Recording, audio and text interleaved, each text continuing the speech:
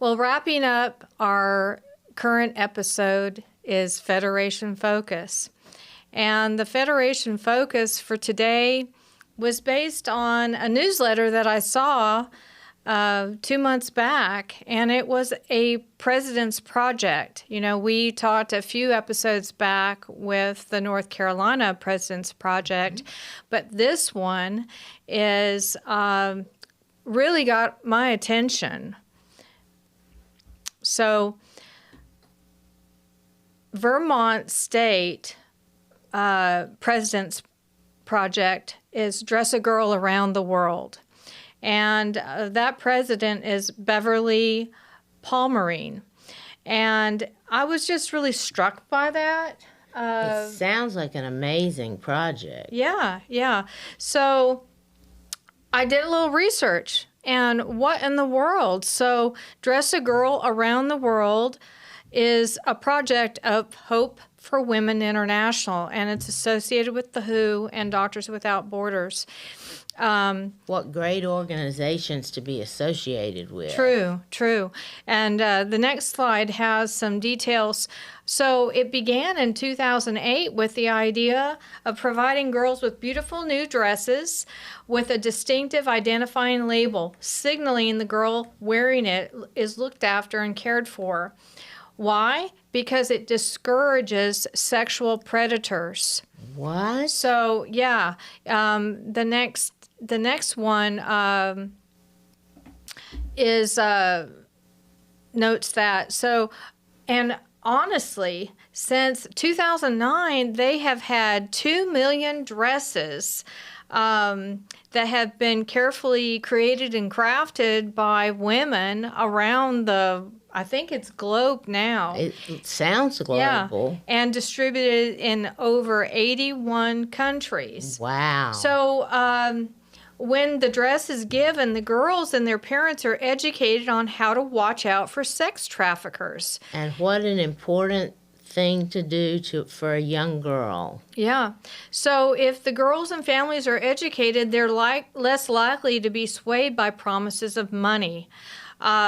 Village and tribal leaders say that the girls with their new dresses are left alone because predators see that these girls have families, communities, and they are looked after.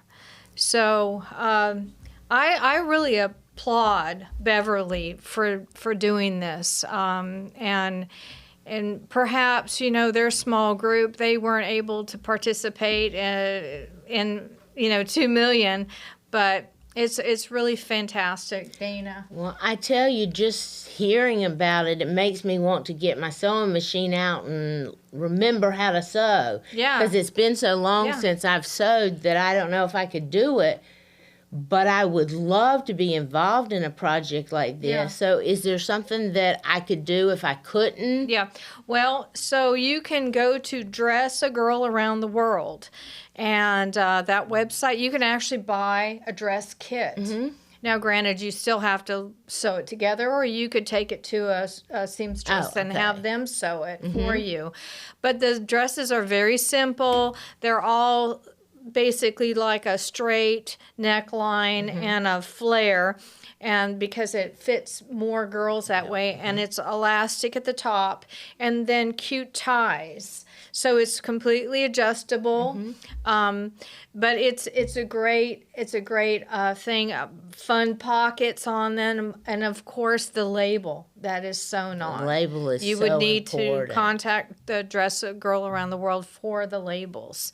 So, yeah, I think that it doesn't require a whole lot of knowledge on sewing, just maybe the willingness and to make a difference. I have chills, Shelley. That just, I don't know.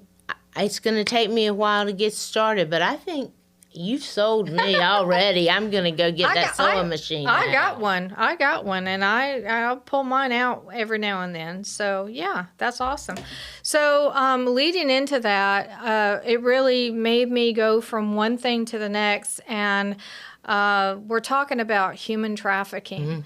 And to me, that is a a big problem. Oh, We hear a lot yeah. about it nowadays on the news.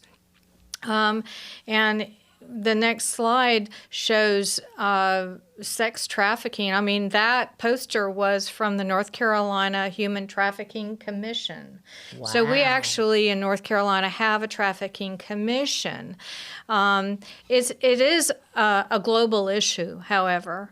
But if you look on the data, in 2022, the State Internet Crimes Against Children Task Force received a total of 18,873 cyber tips. 18,000 almost 19,000 tips Oh, from my the National God. Center for Missing and Exploited Children. Now, was that in North Carolina or was that That's- over in the United States? Yeah. You know? So this was a state Wow. Internet Crimes Against Children Task Force, the ICAC. So that man So- has North Carolina So data. what they did is they got tips from the National Center that related to North Carolina. So almost 19,000 of those tips related to North Carolina. North Carolina That is children. sad. Yeah. That's Honestly, it's frightening, it y'all. is frightening. I mean, we can bury our head in the sand, but knowledge is, I always say, Knowledge is power. And so, it's not anything to be scared about, but we need to really address it.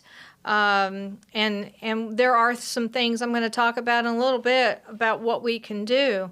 So notes are here that, human trafficking is a global issue with an estimated 24.9 million victims worldwide. 4 million. Million. Yeah. That frightening is the word. Yeah. Yeah. That is just terrifying to think that many, and they're not all young children. That was one of the things that I was reading, is that it's a myth that it's all children. Right. And it's just scary how. Well, and part of the human trafficking is not just sexual exploitation. You're exactly It is right. also workers. Right, labor. Right. So, I mean, I was just kind of perusing through some Charlotte news stuff online, and one thing popped up that there was actually underage labor established, and they were investigating. And this is in Charlotte, for goodness sake. Charlotte is actually a hub for trafficking. Yeah. Because of the airport, because of the interstate, because of all of the business that's and enterprise that's in that area. Right. Charlotte is one of the top cities definitely in the state, but in the country. Right. Well, there's data from the Charlotte Metro Human Trafficking Task Force. Who even knew we had that? Amazing. And if there's a web address for their data report, it's sobering. So I just got this little graph, which again confirms that from 2020 to 2022, and this is confirmed victimization, okay? It started in 2020, 53%, and went up to 86% in 2022. So almost a 30% increase. Yeah. And the gray is suspected. So these are confirmed. So if you're interested, hit that Charlotte link for that report. And you might think, well, are there people doing things out there? Well, I found this next slide shows there's an organization. It's a more of a worldwide. It's called borntofly.org, and you can go to that website and watch this video. And I believe it's also on YouTube. I'm not quite sure, but you could put this in and watch this. What does it mean 31 times? So it basically shows you in this video, you've probably seen a trafficked child 31 times and you didn't know it. Oh my. So please take a minute and watch that. You know, there's a local organization called Present Age Ministries, and the founder is Hannah Arrowwood. I think I would really like to interview her down the road. And she leads a nonprofit focused on helping exploited children, girls. And she says a child, and this is, I'm just going to give you a lot of basic information that we've already kind of discussed prior to this podcast. She says that a child can be victimized for up to 2 years before they're ever even identified by any sort of organization. She said, we see where they're living at home and it's happening, and their parents have no clue. No idea. When we're talking sexual exploitation, we see it where they are leaving for a day or two and then coming back, and it's happened while they're gone. And then we see where they actually leave with their trafficker or handler and go to another state and go to another city and then return months later. Disappearing for long stretches is just one sign of being trafficked. She suggests parents also look out for new branding or tattoos. Possessions like bags or shoes that would otherwise be out of their means, strange sleeping patterns, and extreme mood or behavioral changes. The norm is it's somebody from outside, noting that children sometimes continue to live at home and go to school while they're being trafficked. A lot of times traffickers will groom and target online. And this is the one thing, Dana, that I spoke about earlier. You know, with the young folks just tied to their phone all the time, whether it be playing games or on Snapchat or whatever it is, Instagram, WhatsApp.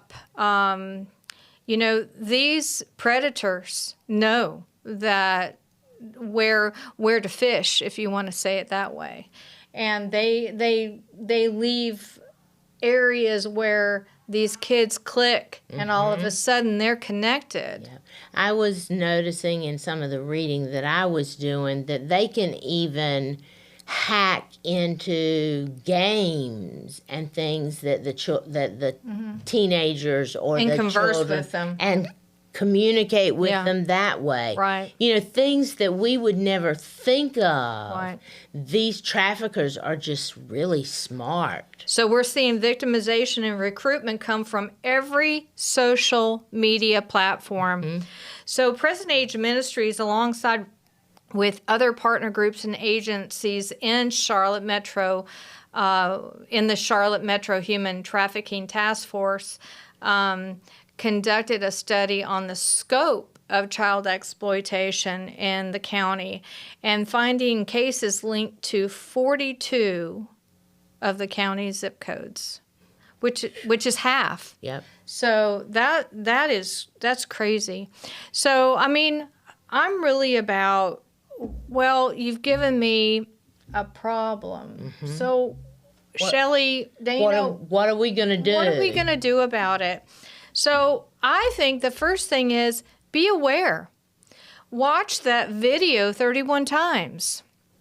Not literally 31 times. If you want to, you can, but watch that video. Be informed, like Dana and I did. Research the issue. Be a volunteer partner. There are agencies all over the place. Even our Statesville, it's the one that we did the book drive for. My sister's house. Oh, my sister's house. I would imagine that even my sister's house, our little local Domestic violence. Exactly. House. But see, that's where they also may find some of these kids. Reach out to state representatives. This is a big one. To enact legislation to prevent online predators. And then share the national hotline. This is a big one. So, this is the thing. When these kids are being moved around, they'll stop at convenience stores to get them a snack, a drink, or whatever. And these young girls that go to the bathroom, they don't have telephones. Well, the trafficking hotline is BEFREE. All they've got to do is get to a phone and text BEFREE. And that gets tagged. It gets tagged. So, that's a big one. That's a huge one. And, it's crazy. So then you might say, well, what is going on, Shelley? There's a new law to limit minor access to porn. And you're thinking, well, what in the world? What does that have to do with trafficking? Well, I think it has a lot to do because it's desensitizing the children. It's absolutely grooming them to see that sex and deviant sex and all of this stuff is okay. It's not okay. It's not okay. And so cheers to North Carolina legislature that they voted in, and Governor Cooper put his seal of approval on it. And they're literally going to have to put in a driver's license in order to access Pornhub, for instance. And you know what? We're just following suit with a lot of other states that have already done it. And kudos to this legislation because you know what this has done? Pornhub has seen such a reduction in online traffic to their site that they've literally pulled out their sites from different states. Really? Yep. So keep it going. We must keep pressure on our legislature to do whatever can be done to limit this exposure to our kids. So, from here, we've got task forces and organizations. These are just a couple that if you research, if you are really, really interested, do your research. And these are just some. Present Age Ministry is in there.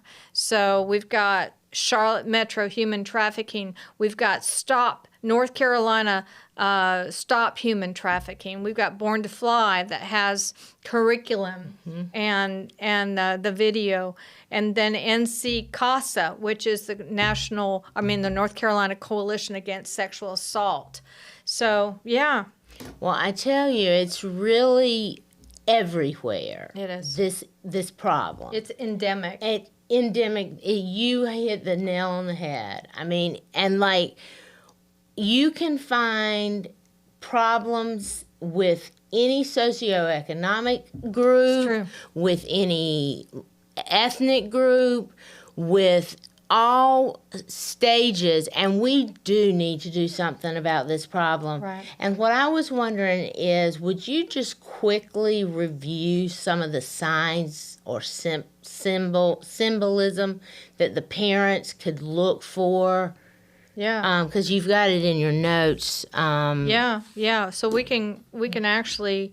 Did you have that on a slide? I did.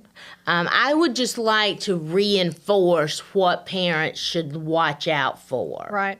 Well, I had it here. It says a child, they might be living at home. They might be gone for a day or two. They might actually leave with their trafficker.